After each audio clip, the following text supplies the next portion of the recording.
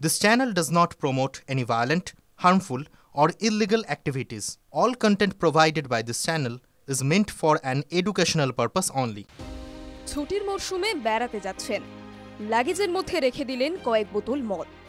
এমন ভাবনা থাকলে অবশ্যই জেনে নিন রেলের নিয়মটি। নিয়ম ভাঙলে কি শাস্তি হতে পারে সেটাও বুঝে নেওয়া জরুরি। বোতল নিতে পারবেন নাকি বোতল খুলে গ্লাসে ঢেলে খেতেও পারবেন সেটাও জানতে চান অনেকে। আসলে ট্রেনে মদ বহন করা সম্পূর্ণ নিষিদ্ধ। যাত্রীরা মদ খেয়ে ট্রেনে ভ্রমণও করতে পারেন না, সেটাও আইন বিরুদ্ধ।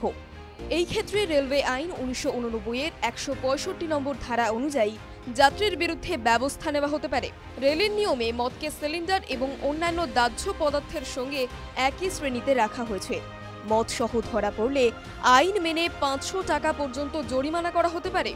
এছাড়াও 6 মাসের কারাদণ্ডের কথাও বলা আছে আইনে। এছাড়াও ওই যাত্রীর কাছে থাকা মদের জন্য যদি কোনো রকমের ক্ষতি বা দুর্ঘটনা ঘটে তাহলে তার খরচও অভিযুক্ত যাত্রীকেই বহন করতে হবে। যদি কোনো যাত্রীর কাছে মদের একটি খোলা বোতল পাওয়া যায় তাহলে আরপিএফ শান্তি বিঘ্নিত করার জন্য ওই যাত্রীকে জরিমানা ধার্য করতে পারে।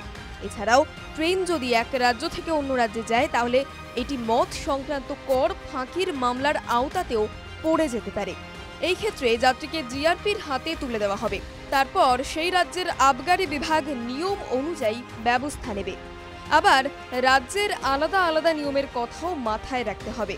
যেমন কোনো যাত্রী যদি গুজরাট বা বিহারের মতো কোনো রাজ্যে মদ নিয়ে গিয়ে ধরা পড়েন তাহলে মোটা টাকা জরিমানা এবং শাস্তির জন্য প্রস্তুত থাকতে হবে। তবে একটি বিশেষ পরিস্থিতিতে মদ বহন করা যেতে পারে। সিল করা বোতলে 1.5 লিটার মদ বহন করতে পারবেন যাত্রী। তবে এর জন্য যাত্রীকে প্রথমে সংশ্লিষ্ট রেলওয়ে জোন অফিসারের অনুমতি নিতে হবে। কারণটাও জানাতে হবে।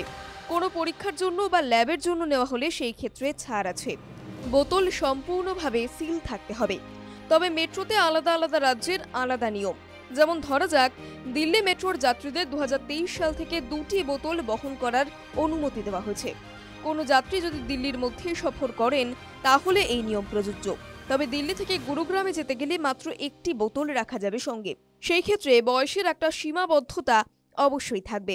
টিভি9 বাংলা ডিজিটাল।